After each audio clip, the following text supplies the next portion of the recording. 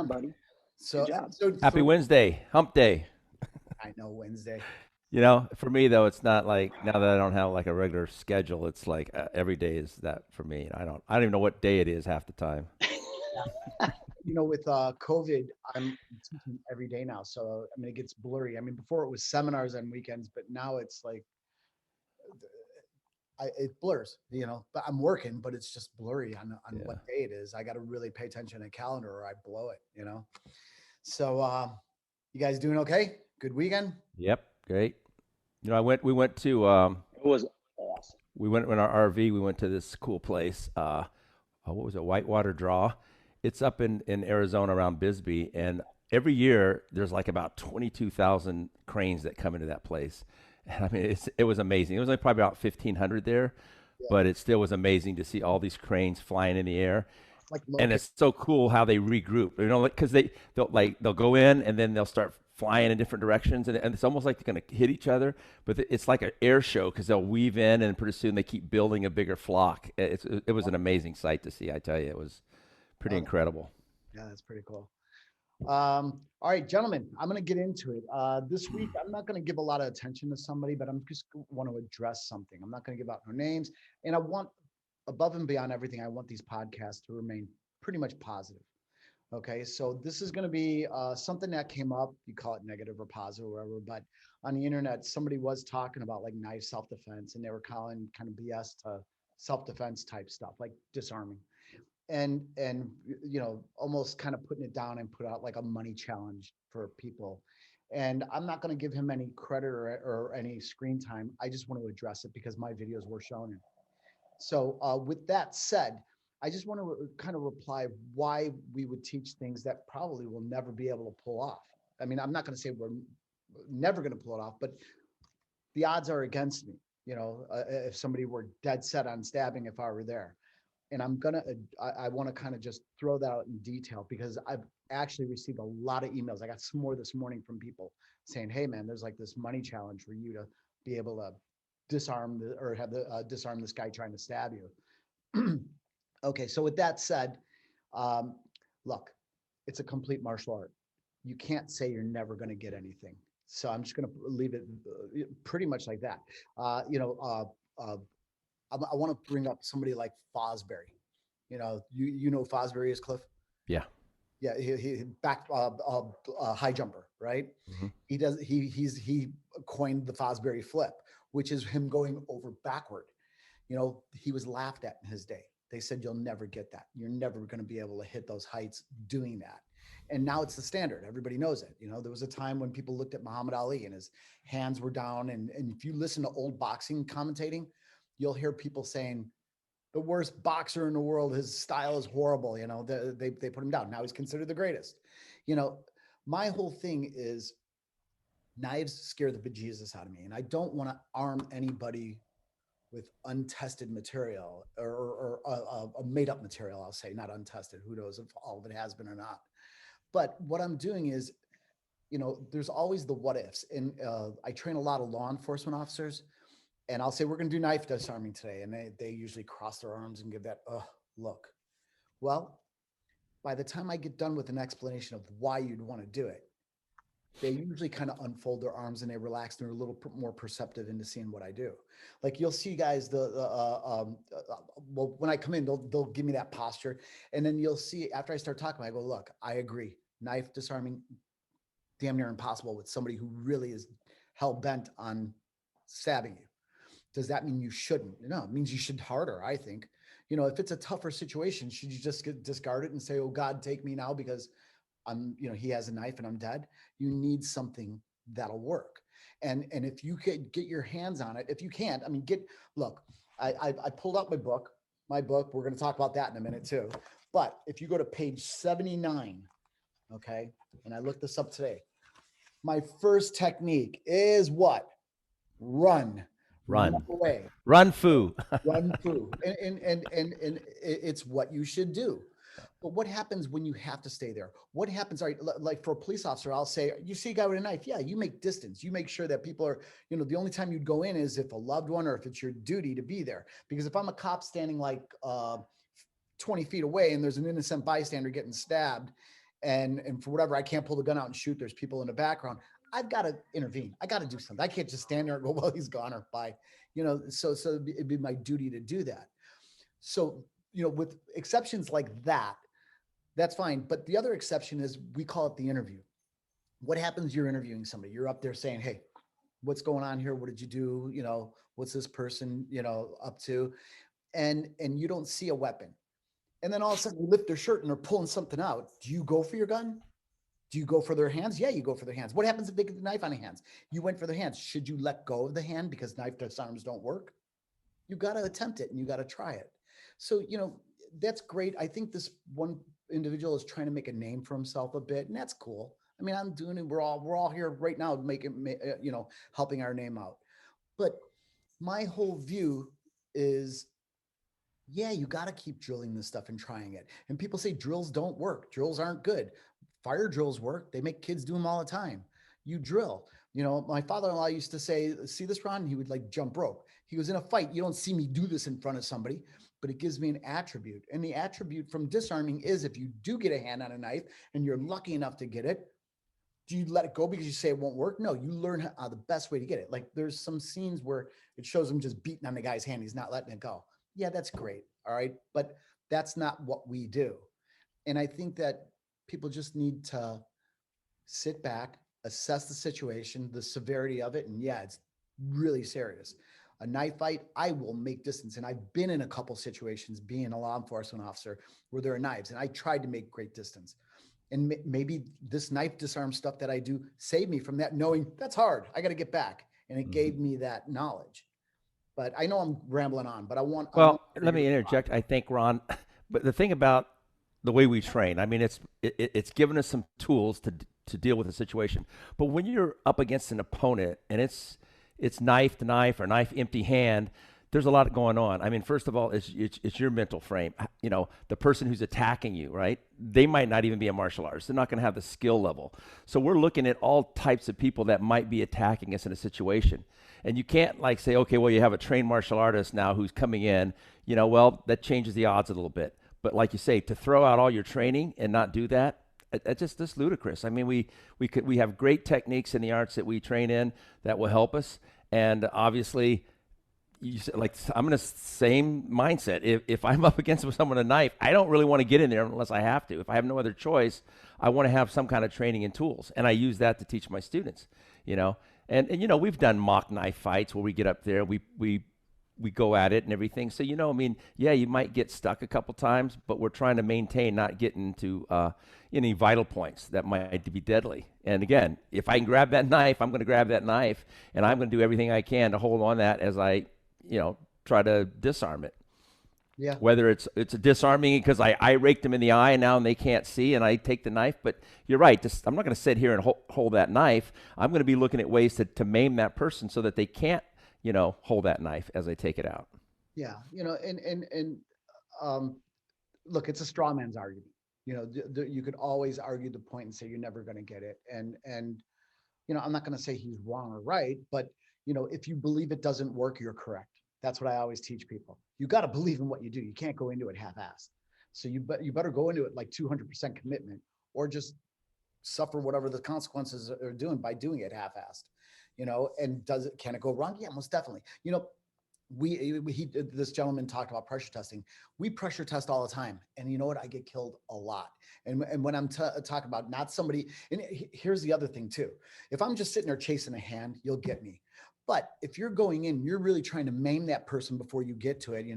If I don't care if it's spitting in somebody's eyes or eye gouge, or, like jabbing them in the eye or just hitting them or kicking them or whatever. But if you're going 100% with their 100% commitment to stab you, there's a difference there too, because if you're the Terminator just stabbing ahead, yeah, you're always going to prevail, and you'll probably prevail the other way too.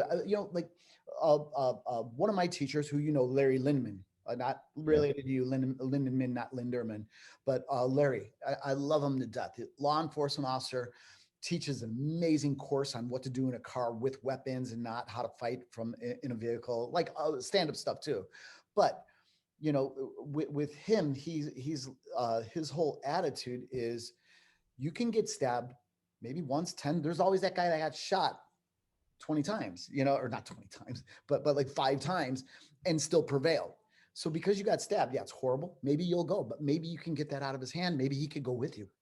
I hate to say it that way, but you know, there's, you know, like the sewing machine technique everybody talks about, and I've dealt with it and I've shown techniques from it. And, you know, we didn't battle it out. Maybe I should have battled it out to show people the good and bad what come out of it. But the whole idea is I'm going to go to my maker with a tool in my box. I don't want to go there pleading and, you know, with my hands up. And that's all I wanted to say with it. So I'm not putting this gentleman down. He's trying to do his thing and he's making his name, and that's all good. And he's not being horribly disrespectful or anything, but it just, I thought, needed to be addressed. And I'm trying to do it in good taste, you know? Yeah. Yeah. No, You- no, you got a I'm comment with there? you on that one, and I know Larry is too. But you know, it's always the what ifs, right? And if someone does, you know, put out a challenge, well, it's kind of like saying someone who's a great boxer and wants to box with you, and then you know, I remember boxing this one guy who's a boxer, and he kept, no, let's box. And I go, I don't want to box you. But he kind of threw me into there, and I go, is it okay if I kick too? Leg kick? He go, oh, yeah, sure. So we started it, one leg kick, and it was all over, right? Well, he's like, well, that's not fair. I go, well, that is fair, because there is no rules on the street. And that's the whole thing. Are you going to hold a knife? I know what it feels like to get a lacerated cornea. I have it done twice. Once was by my son, Kyle, when he was little. He reached in and he stuck his fingers in my eye. And the first thing I was like, I couldn't even focus. And one time was Sifu Francis Fong. We were at Fred's and we were doing a technique and he was just sort of lost. So I don't know, out of the blue, he just went, and he finger jabbed me right in the eye. I was like, whoa. And I just went down. And I'm telling you, you get your lacerated cornea, you drop everything. You're not even focused. You're just like, I can't see. And, you know, so is that allowed? Can you go in a challenge and say, hey, is it okay if I rake your cornea while I'm in it? You know, because that's what I would do. You know, it's so funny. I've suffered 2 lacerated corneas, one by Larry Lindemann, who I just talked about. We were doing I had double sticks. He had a staff. He jabbed me in the eye with the staff. He didn't mean to, but it cut my cornea. Did they glue both your eyes shut for the night? They did. I went to the hospital. They glued my eyes shut, covered them, because you have sympathetic blinking. Like one eye blinks and the other one wants to, irritates cornea. But the cornea is the fastest healing tissue in your body. So the next day I was kind of almost back to normal. But I had a student, Bob Egerbrecht, he eye jabbed me while training. And I always remember Diana and I were watching Die Hard. It happened to be on TV the other night. Best Christmas movie ever, right? But I remember when I first seen this movie, because I got my cornea cut. And I was like, oh, it just bugged me at first. You know, I went down the whole thing you said, I couldn't see. And I tried to go watch that movie and they ended up having to take me to the ER because my eyes were so bad. It's always my memory of Die Hard, the movie. But you're right. You know, once your eye jabbed, it's different. And I'm not saying, but that's the thing is, if you pressure test the stuff, what happens? What's the first thing you do? If you're smart, you goggle up or you put a mask on so you don't get that. So the person doesn't suffer that. And I'm not going to say that's the only thing that will save you, which it's a good thing. And if I could get in somebody's eyes, damn straight, fingernails are a poor excuse of a knife, but if it's all you got, you use it, you know. You know, I don't want to give this a lot of time. I just wanted to address it because I've resisted saying anything because I've saved it for this show. Mm-hmm. And I just want people to know, I think it's a disservice to martial arts in general. You need to learn self-defense. And even if it's stuff you don't think you could get, you know, I think of Josh Barnett, you know, the fighter. I'm really good friends with him. He plays guitar. He goes, you know, Ron, you suck at guitar. You start when you start playing, until one day you go, hey, I don't suck anymore. And it's kind of coming out. And it's the same thing with this stuff. And I have disarmed people of weapons. I have. Okay. I don't want to make myself sound like a superstar. I've also failed a bunch of times too, trying to get stuff out of people's hands. And, you know, it's just, if somebody comes forewarned, you're not going to get it. But if he's trying to make this contest about it, and I'd say what would be a more fair contest would be, he said he'll give you 100 tries with a technique.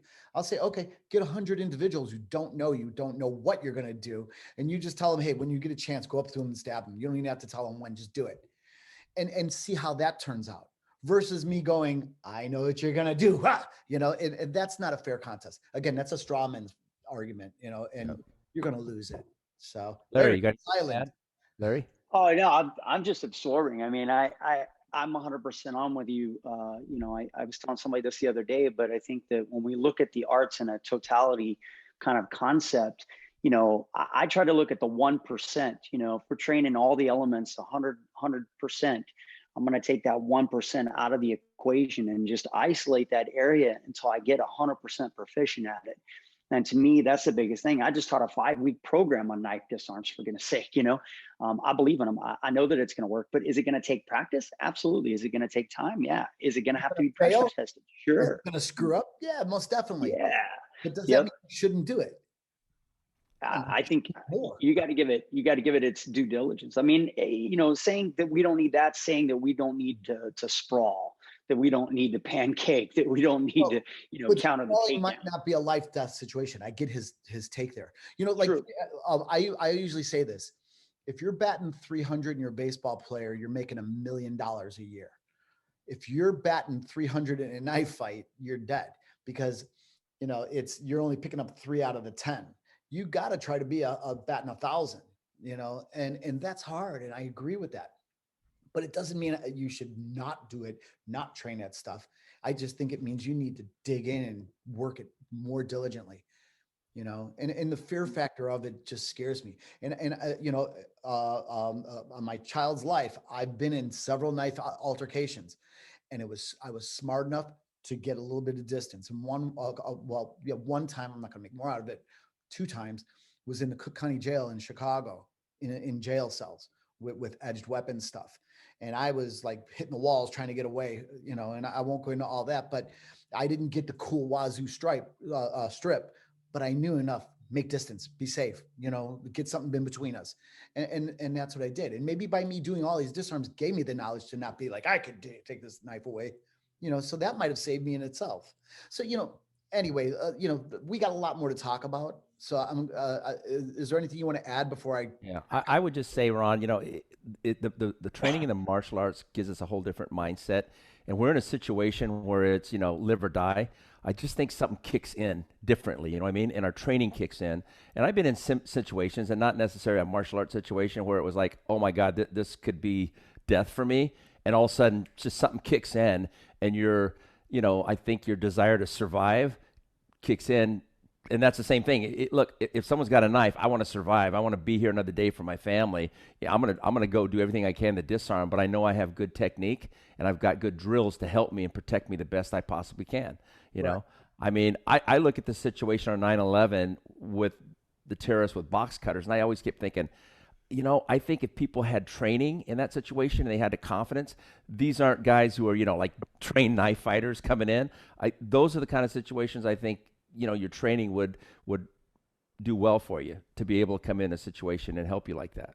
I'm going to encourage some people to go read the comments, because one of the people who was called out in this post is putting some comment in, and he gives some good retorts, and he's got some Facebook posts up that I really, really want you to have.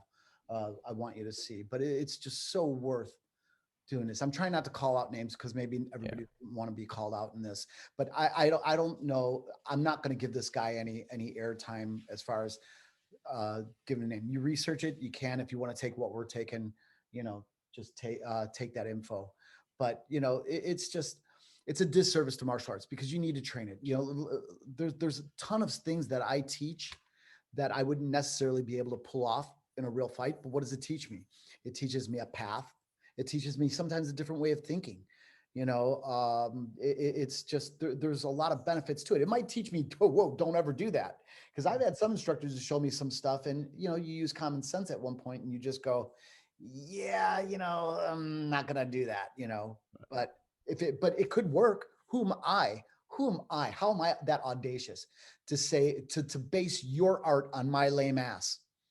You know what I mean? I might not work it enough to be diligent with it. You know, I will say one thing, because he put his name in. I was resisting saying names, but check out Paulo Rubio. Sorry, I'm calling you Paul.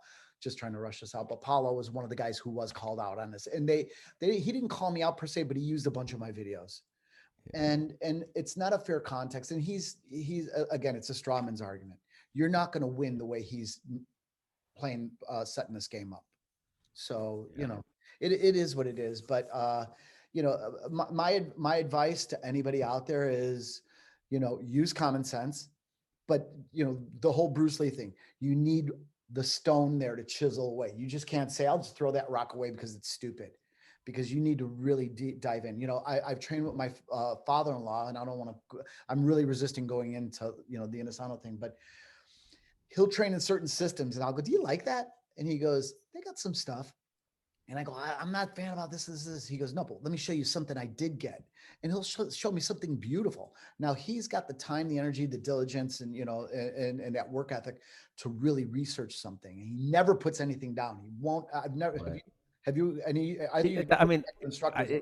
that's his personality is amazing. Cause I remember one time in Chicago, we were out to this kung fu master, and he's pretty well in Chicago. And I'm just looking through this stuff, and in my mind, I'm going, bullshit.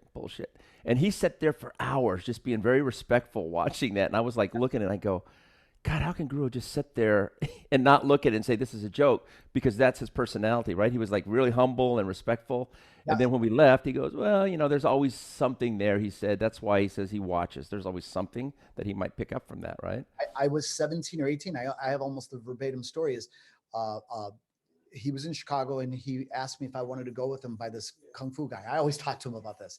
And he brought me to this guy, and the guy, I got there and I seen the guy, he right away recognized who was sitting in the class, or not in the class. We were off, but like on an off area watching. And I think the guy was trying to like amp it up and impress, Guru Dan. And he's doing all this stuff. And I'm looking at it in my head. I'm going, oh God, I want to get out of here.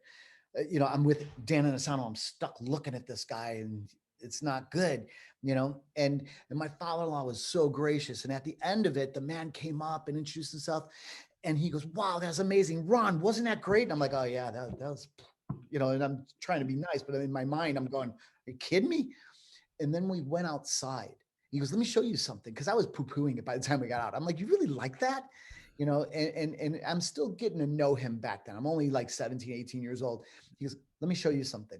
And he started doing this beautiful stuff. And I go, wow, that's really cool. He goes, that's what he was doing. I really? He goes, I don't know if he knew that he was doing that, but that's what I seen in it. And I thought, oh my God, and it was a great lesson for me that day, because it changed my perception of looking at other people's arts. Because I was kicking that shit to the curb. I didn't want anything to do with it. Then I seen him talk about it and show me it in a different light, different context. And I went, I got to shut up. I couldn't see the forest because the trees were in the way, and I don't know. Anyway. By the way, let me just ask you this. Does your father-in-law, when he sends you texts, are they all in caps? Yes. Because I'm like, he's always, there's like, everything's in caps. I got one today, and I'm like, is it just me? Is that a way? What is his vision's kind of, it's not real good. And he doesn't want to wear his glasses. So he goes, I could see caps better. So I just cap it. He goes, it's just text. If I were writing a book, I'd do it, because he had to talk to me about that. I'm like, you know what, Cliff, send it back in caps. It's easier for him to read. Otherwise, I've been with him, and he's like, oh, wait a second. He's like, and he's trying to look at it because he's not wearing his glasses. So he could pick up the caps. It's easier for him to to see. So yeah, I know. All the time. Almost like if he's yelling at me, like he comes back, it's like big caps, right? Like, yeah. It's just a vision thing. And I get it. You wear glasses, you get it, And if he's on the gym floor, he's just grabbing his phone. He's always like, hold on. He's got to walk over to where he put all his other stuff down. He's digging his glasses out of his bag and stuff. So it's easier for him to look at. We're all doomed to be there. I'm there already. So, anyway, let's get on to some good stuff. All right. Fun stuff. Not that wasn't. I think this is a lot of what the site is. But again, I'm going to try to treat everybody with respect. And I'm not going into this mudslinging. My whole thing is, to end it is, don't what is it? The land of the blind, one-eyed man's king. You need to look. And you need to research for yourself, because what someone else says it calls bogus on might be the best thing for you. Mm-hmm. It's a menu, like Guru Dan always says. It's truly a menu, and you might say, "Wow, they got liver and onions," and I would throw up if I had to eat it. You know what I mean? So what's right for you doesn't mean it's right for me. So, all right. With that said, hey, can we talk about this a little bit, Larry? Yes. We've been talking about what's going to be happening on that down the road. Larry left Did me. we just lose Larry? We just lost Larry. He'll be back. He'll come back. Okay. So, all right. Let's talk about this. I'll let you go into that. Okay. So I talked to Ron about we'd like to do a giveaway sometime here in the near future. So I suggested, you know what, this is a great opportunity for non-martial artists to find a little bit about Jeet Kune Do and find a little bit about what we do. So I said, what about maybe giving away your book? And I know it was a little hesitation there, like, and I said, no, I think it'd be great. And then so Ron goes, yeah, let's just do it. So in the weeks to come, during one of our talks, or we'll even have this posted on our pages, that we'll have a link that you can click and you can download this and it'll be your own copy. Okay, and we just ask that you don't share it, just kind of keep it to yourself. But that's like a $24.95 value. So that'll be a great gift to have for you to read. And we'd love to have your feedback on that too. I'm sorry, I'm just trying to get Larry back. Find Larry. Larry, come back. Yeah. Larry, we want you. Okay. Yeah. So all right, look, I've sold a book for years.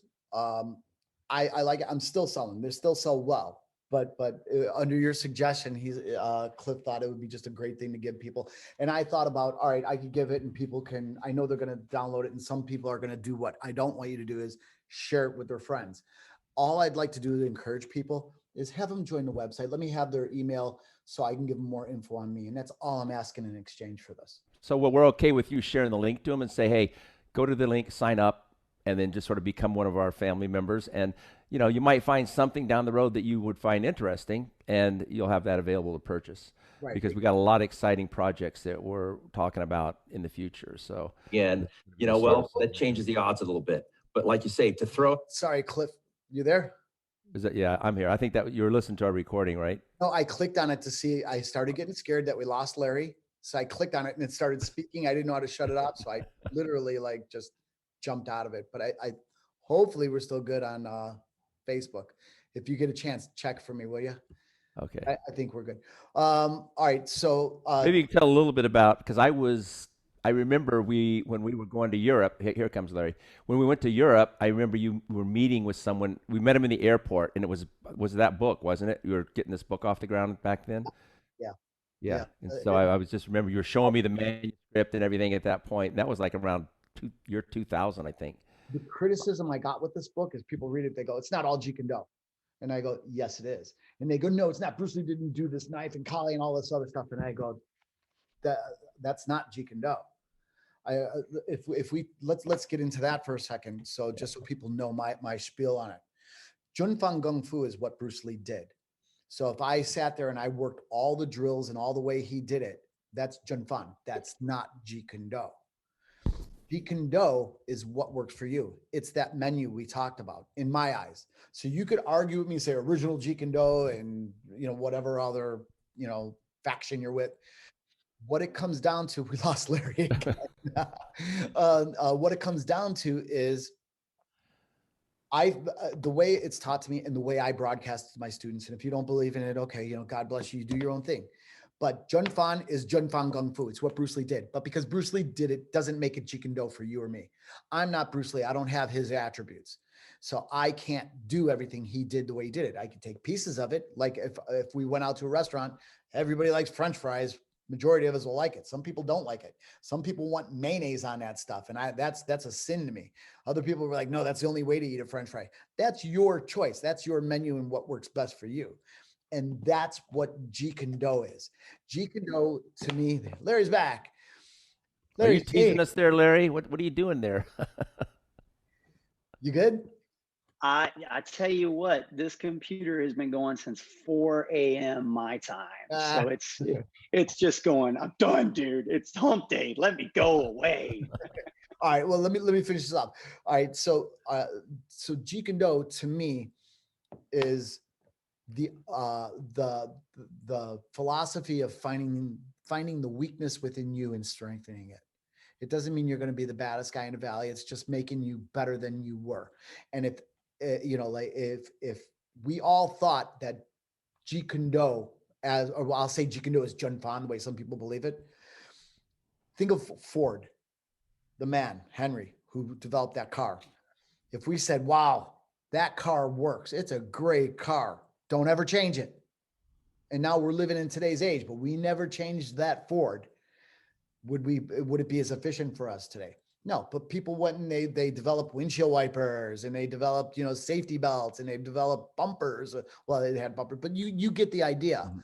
You know, shocks, you know, and everything made it a bit better, a bit better, a bit better. And that's, to me, the Jeet Kune Do concept, which seems to be a sin word nowadays anyway, but it is a conceptual philosophy.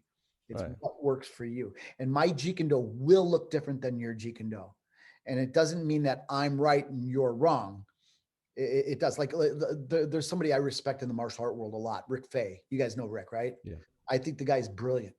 But I always screw around when his students are with me, and they'll say, "Oh, I train with Rick," and I'll say, "Yeah, we do this, you know," and I'll go, "Yeah, that's good, but that's Rick's way. That's wrong," you know. And I just, it's a little running joke I have maybe within myself. But they always look at me on the light. I go, no, just let Rick know that he's wrong, I'm right. You know, and it's a joke, but it is. And everybody has their own way. And the guy is brilliant, and I respect him. And can I do everything the way he does it? No. But can you do everything the way I do it? No. You know, I do some weird, wacky things that have some success. And I just developed that. And it's a key in, you know, for me. And to me, that's what this book is, because that's why I named it Principles of a Complete Fighter. It's just a principle that we're using to make yourself a bit better. And this is, Larry, free, right? If what? All you guys got to do is exchange info with us. You know what I mean? We just want to keep you guys in the loop. You froze on us there. Yeah. So, yeah, basically it will give us away when Larry comes back. I'll just pretend I'm Larry. Can I shave my head real quick? But I'll do the American Shaolin thing again. So, but yeah, you know, it's allowing us to share information with you, because who knows, different social media platforms may go down, they may close down. We will have direct access with an email with you.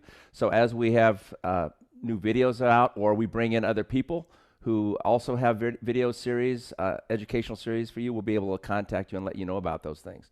Yeah. So, you know, it's a way that we can give something to you for you sharing your information. And again, it's, you know, we're not there hounding on you. We're just basically letting you know how things are improving and changing on our website. Yeah. So with that said, I know we lost Larry, but you just mentioned American Shaolin, which I just actually kind of seen a glimpse of it on the internet the other day. It's funny you're talking about it. Confucius said, when 3 men walk with me, 1 can be my teacher. I don't think there's anything more you disciples can learn here. I apologize for the actions of these boys. We will leave now. Oh, sure, blame us. Master, it was just a mistake. 站住！你他妈的胡说八道说什么啊？你算老几啊？贼头驴！跑！ The Shaolin tradition is alive and well. 少林，我管你少林！ You see? He's worthless. He won't even stand up to these guys.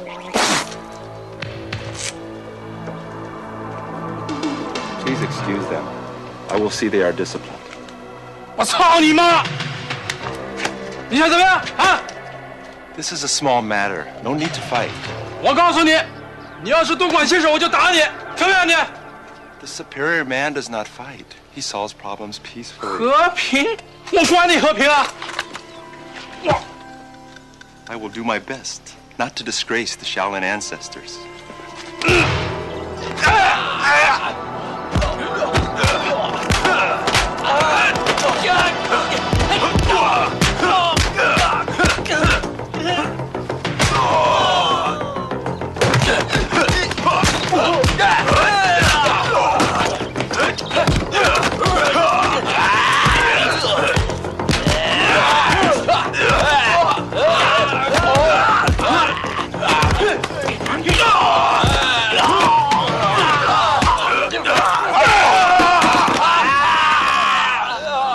You're right.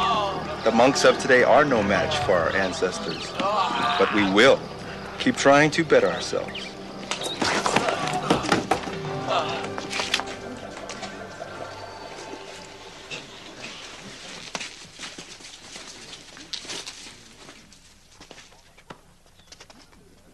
Not all of our teaching takes place in the temple. Learn from this lesson, or will I have to teach you in the same way? No. Dismissed. it's actually good, but I got to give you props on the fight. It was actually kind of, I thought cool. And if I'm not mistaken, was that Thailand or China? It was in China. The fight scene that we did was actually in Hong Kong.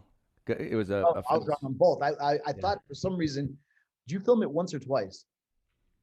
Well, when we were filming in American Shaolin, the first scene we shot in mainland China, but it was really hectic there, and they were trying to cram all this in, and so they thought NG, the producer, said let's reshoot that. So I think I got back around like in August, and then around New Year's, I had to fly back, shave my head, and then we reshot the scene. And what's very interesting, most people don't know this, Ron, is that we start this, right before that, when the fight starts to happen, and this guy's, egging me on, and he ends up spitting on me, and he takes his tea and spits on me, and it runs down.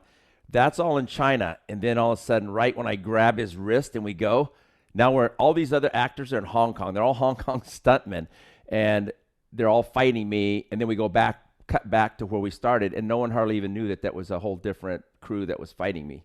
Can I ask you a question? Did you film twice, or did you have to reshoot, or did you just stop and knew you'd have to do it in Hong Kong? No, it was after they kind of looked at the dailies, and then NG kept saying that the fight scene wasn't strong enough. And they didn't have the so the guy, I can't remember his name now, Yun Quinn, I don't know, Corey is his name. Yun, he did No Retreat, No Surrender, good stuntman. He was with Jackie Chan. So he came in and he actually directed it and did the whole fight scene and the stunts. So they wanted him there to make that, because they wanted that character, my character, to be a lot stronger than it was. So basically, when they did my scene in China, they just didn't have that really strong crew of stunt guys and the director there to do that. I've been there. I've been in. I think it's Young Kuei, yeah.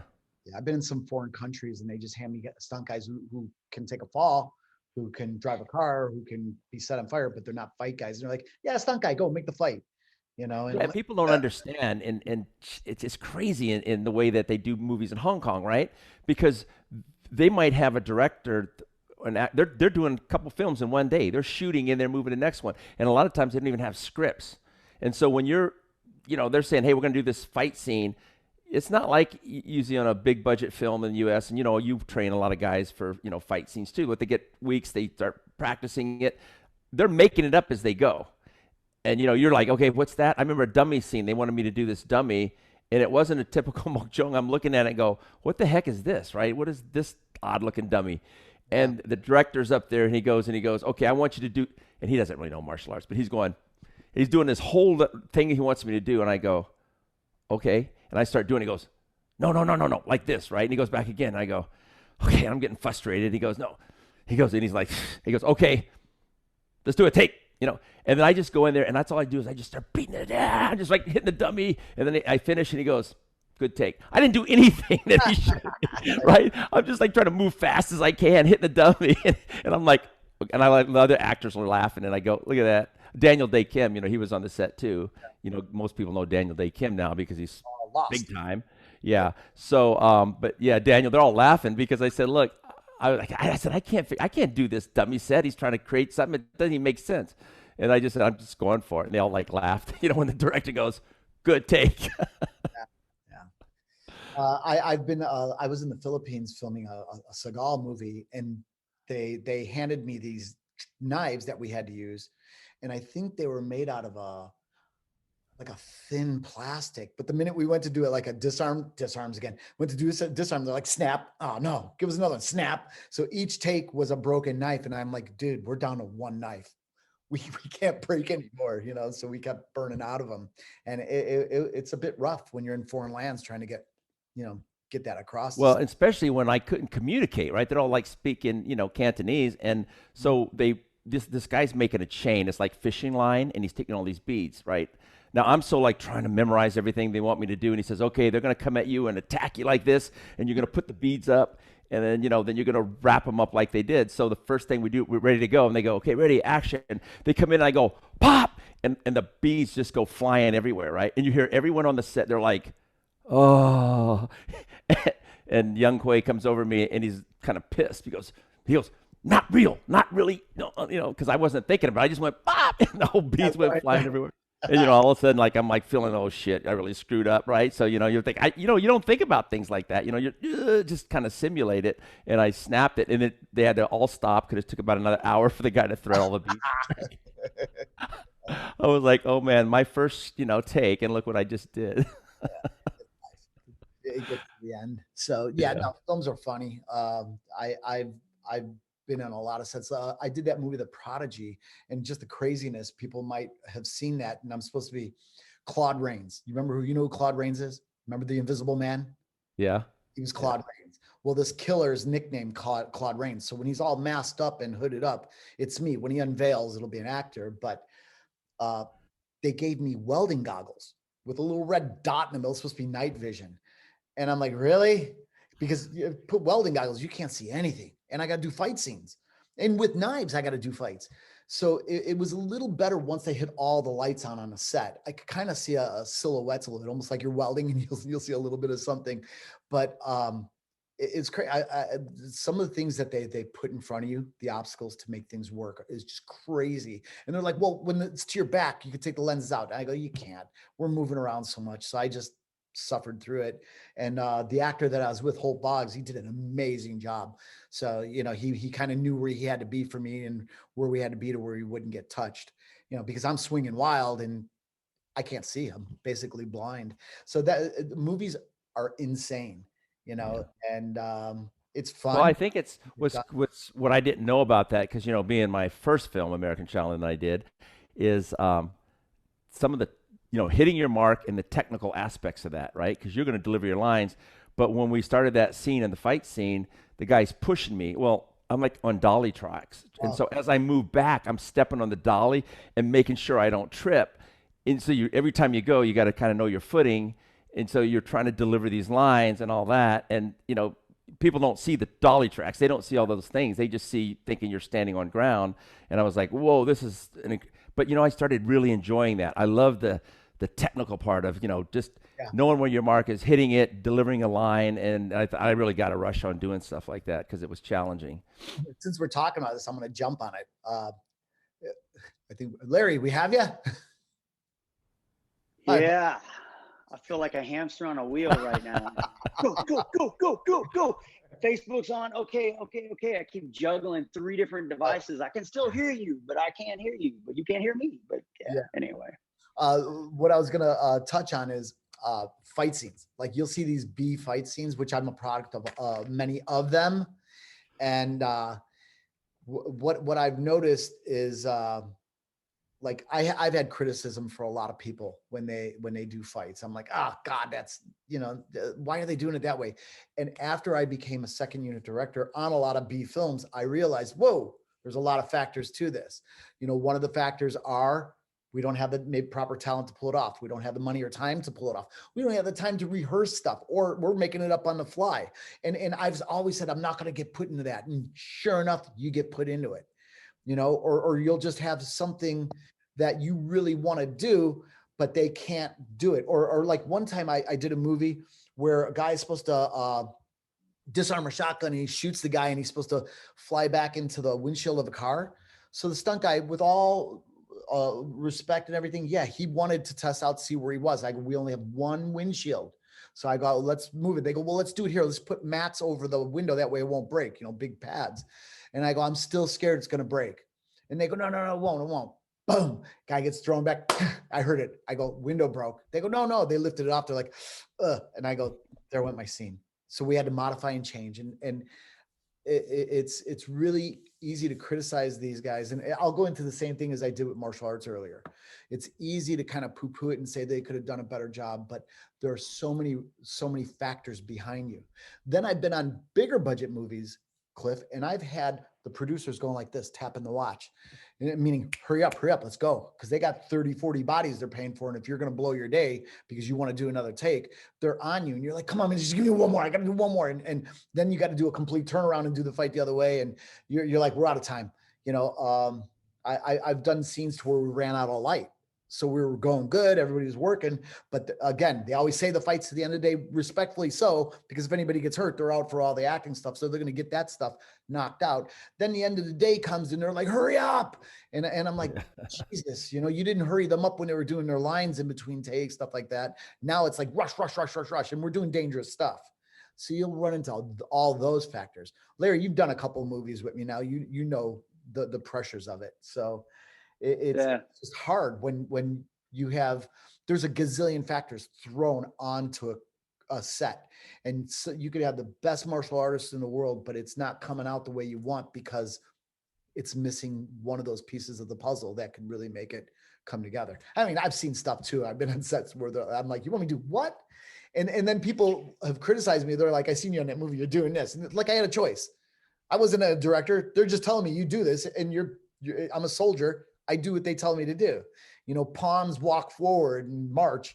They don't get to say, well, I think I'd be better if I went sideways. No, you're not allowed to. You go straight, so that's. You ever been in a situation? Oh, go ahead, Larry. I remember on The Prodigy, I was up there in Sherman with you and you're like, yeah, and we're like a 14-story building and you're taking me all around. And the fight scene I think that you were referring to was the one in the kitchen where there was like no room whatsoever, right? Yeah, that was one of them. That was an awesome scene. But I remember you telling me that you were going to get rigged because you got to take a fall. And I was like, oh, really? Where are you going to fall from? He's like, well, I got to run and jump off the roof. Yeah. And I was like, so they're going to have one of those big aired up pads down there, 14 stories below for you, right? And you were like, no, it's not that kind of film. And I was like, what? Yeah, but you know what? If you watch that film, that scene doesn't look it doesn't look even dangerous because they filmed it from underneath. I think that a different lens would have been better. Like you crush stuff, right? Right, Cliff? You could crush it and it looks so close. I think if they would have used, a bigger lens and just open it up more and give it some depth of field.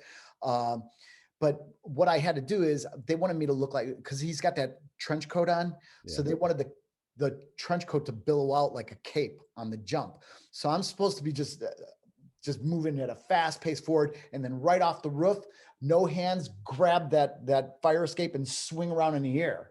And people are like, yeah, that's no big deal. Yeah, but I was how many floors up, Larry? It was high. It's like 14. Yeah, and if I missed that handrail, I was going down. So I just and there was no pads. The camera was underneath me, so it was like, all right, let me put this little safety wire on me and see how it goes.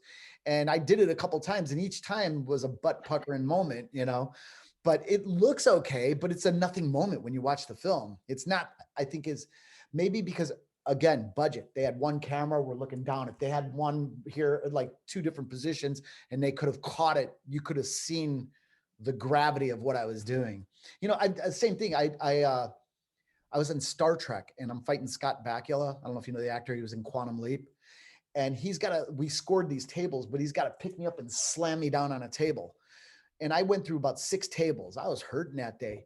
And then I watched the scene when I watched the show, and it just looks like it's close as I'm to the camera now, and you just see a body go on the table. I go, because you put that much into it, and it just doesn't have the payoff you want, But that's the history. Some of the other stuff I've done, I think looks great. Other times, it is what it is. It got us to the next scene, I guess.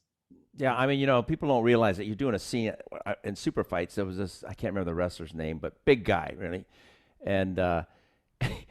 Every time I'd come in, he would like come in and clothesline me like right across here, and just take after take after take. And I remember it was like for like days, it's like my whole mouth, my jaw, everything was so sore, because at the time you don't realize it, but take after take, Have you ever come across, you do a scene like I remember Brandon Gaines, who was the lead in Super Fights, and he has this like little pendant. It was supposed to be a pendant that his a fighter, one of the super fighters that he admired. And so we're kind of rehearsing the scene, and he goes, well, he gave this to me, and he shows it as like this little tiny, and I just look at it and I go, whoa, and I start cracking up. And so that we both are laughing, and then we start to do the take, and every time he shows it to me, and all the other actors too, because they all know, and they're all starting to like chuckle, and you're not trying not to laugh, and then you break up, and the director doesn't understand, and he was Chinese, he's getting pissed at us because we're like, okay, don't laugh, but and then he wouldn't even look at me because we didn't want to make the eye contact, so he'd go, he gave me this, and then I would go, oh yeah, And we just, and I was like, I'm thinking, oh my God, am I going to make it through this scene? Because, you're trying not to laugh. And finally, we made it, but I didn't even think, I was like, I'm not going to be able to make it through this scene. Because every time he'd throw that out, I'd look at it and start to try not to crack up. So it was like, it's crazy. I did this one show, and you could look it up. It's on YouTube, but it was just not even a pilot. It was for MTV, and it was going to be called Fist of Cheese. And it's almost like Kung Pao. Remember when they're talking, and it's almost like a subtitled kung fu film. And it was with Taboo from the Black Eyed Peas. Yeah. And we had tons of stuff like that, to where we were just saying just gibberish, just ridiculous stuff. And then every time we'd start the scene, it became this like thing where you couldn't kick away from just the silliness of what you were doing. And then they wanted me to sing, or not sing, but dance at the end, because they were going to do a music video because it's MTV, and we had to dance. And I'm like, oh, I don't want to dance. No, not dancing, because I know it's going to look just horrible. And I think I was so bad that they didn't even use me really in it. I was like, thank God. I was just like, I didn't sign up for this. I didn't sign up, so I don't know.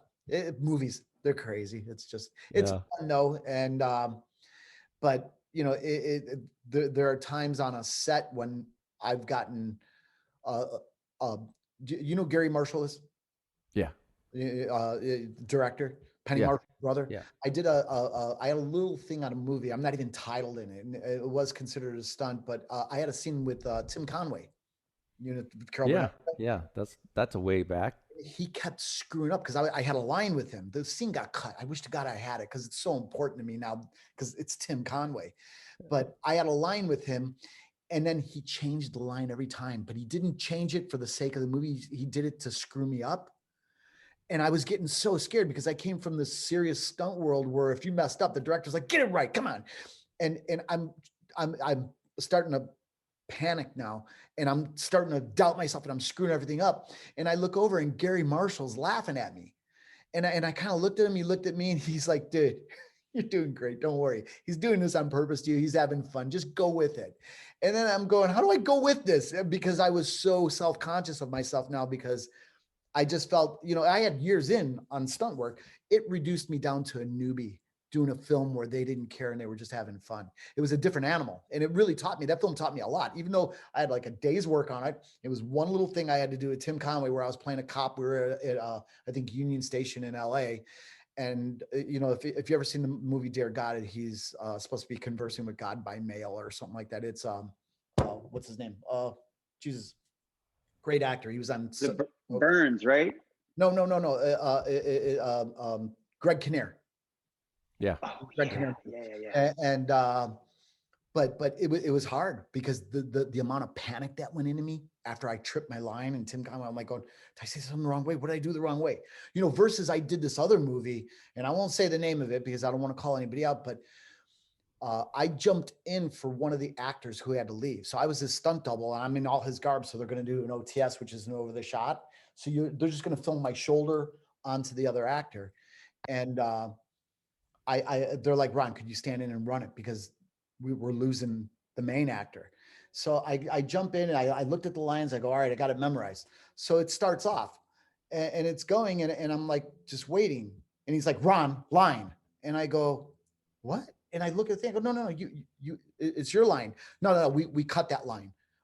Okay, nobody told me that. So we run it again, and then we're at another part, and it glitches somewhere, and the guy's like, get it straight. And he starts yelling at me, the actor. And I'm like, dude, this is, I know I'm on the script. And it got to the point where he was pissed at me, almost like frothing. And I'm not gonna say want to fight, but just yelling at me. And I'm like, and now I'm getting mad, because I go, I know I'm on. And it ended up, they made a bunch of changes to the script, but nobody told me. And here I am I'm not getting paid any extra to help this guy, or to film this. And I was just done with it. It was such a miserable experience. So, sets could go one way or the other. I had one director who's laughing, having a good time, screwed up again. I don't care, we're having a blast. Other ones like, you're messing up. And, it's a weird dichotomy that you'll go through on movie sets. So with that said, I still love the whole process. You know, it's fun making this stuff and just creating. And I always look at it like you have 30, 40 artists collaboratively coming together to make one painting. Couldn't say that word, but you know, it is. Everybody's putting their input, and you know, sometimes people oversalt the soup. You try to dilute it again and get it back to what it's supposed to be. So it's fun. Anyway, guys, before we end it, we got like 5-6 minutes. Can we go into some of the new stuff, like our new name that we talked about? Yeah. Yes. So we got a name for the podcast now. Which is, drum roll, Larry. No, I meant say it, Larry. You got it, Larry. Larry named it. Seeking. Oh, well, thank you. No, it was the second stab at it, literally, and it worked, right? So we're going with Seeking the Path. And we know it's a Bruce Lee reference, but it does. In this whole thing, it fits what we're after. We're to me, it's the path of life. We're going to touch martial arts. We might touch movies. We might touch philosophy one week. We might be goofs the next week and just, you know, be off on jokes. It doesn't matter. It's just, I think it's a great name that you came up with. And I know that we've all known it, but we did a lot of research. We had other ideas for other names, and they're all taken because everybody takes everything. We looked, there are no podcasts Seeking the Path that we found, or Seek the Path, either or. And we looked a lot, right? Yeah. Yes, sir. So Seeking the Path, it's going to be called Seeking the Path. And we're going to try to do this every Wednesday now. So, you know, and if there are going to be changes, we'll let you know. But, you know, if you guys have any criticisms, send them to Larry. If you have any applause, send it to me. But you know, it's what it is. If you have story ideas or not topic ideas for us, I'd love them. If you have any potential guests that you might think are really cool that will contribute and add to the show, we want that too. Any other input, guys? No, I mean, that's about spot on. The list keeps getting longer. I know we've already had a lot of people reach out to us about being on it, which is awesome. And, you know, we've got a ton of questions that have already been coming in too, which is really cool. I know you've been fielding a lot of good messages, and we're still getting tons of good input, which is cool. So it's awesome. It's awesome. Yeah, and saying that though, you know, feel free to repost it and share, because that helps us all, you know, get the word out as we grow. And then, you know, the more people involved, the more we're going to be able to take the Mars site and have more, you know, benefits for all members. So this is kind of what we've been talking about offline, is, you know, how we're going to grow and make this just an amazing learning site. And it's going to be pretty exciting. We got some great ideas that we're going to be implementing, and we're shooting still for May, right? It's a lot to it though, you know, to revamp the site and to get everything that we want to add to it. It takes a little time. So we're getting that done. We have a plan. So to recap, Seeking the Path's the name. If you join the online training, and it's free, right? If all you got to do is subscribe, it's totally free. You're going to get a copy of this, a digital copy of it. And again, we're going to start to have some guests on with us as we do this. And I know there's a million podcasts out there, but we're going to try to bring our A game to this, and we're clunking along. It's going to be interesting a year from now to look back at these beginner, you know, I'll say video cast. Is it again? A webcast, like a webcast. Webcast, video cast, podcast. It's whatever you guys want to call it, but here we are. And yeah, so I'm excited. I look forward to, you know, just kind of mixing it up with everybody on this podcast or webcast. See it? I'm going back to the same old. It's hard for me. You know, I got to do something. Say, what is it? You got to do it 2,000 times before it becomes your own. I'll say podcast 1,098 more times.